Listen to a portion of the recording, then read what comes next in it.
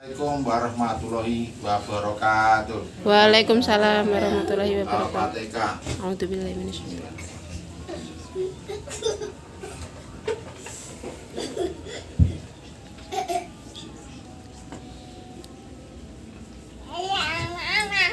Samaresane dawuhan nggih. Nggih menika sing gadah kajat nggih menika Mbah Puryati utawi Bapak Martono sekalian, nggih menika hajatipun nggih menika sedekah, nggih menika badanipun nggih menika putra wayahipun Mbah Puryati nggih menika Nak Asipa nggih. Nggih menika Nak Asipa nggih menika enten keluputan kalih panjenengan sedaya nggih menika Nak Asipa nyuwun ngapunten sakatah-katahipun nggih. Nggih. Sakmenika Nak Asipa sampun yuswa 7 taun nggih.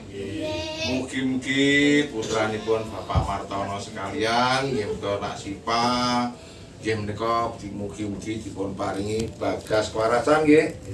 Sepindah malih nggih menika Nak Asipa mugi-mugi asale sekolah saged cita-cita saged kasembatan nggih.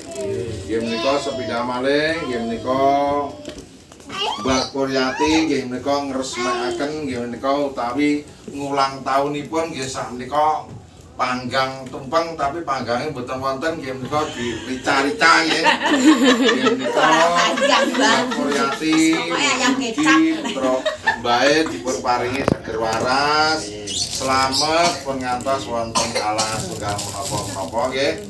Sepindah malih nggih menika Mbah Puryati saderengipun badhe nuwun pandonga kalih Sing Maha Kuwasa mugi-mugi sak keluarganipun Mbah Puryati dipun paringi slamet wilujeng pun ngantos wonten alangan setunggal menapa-menapa nggih.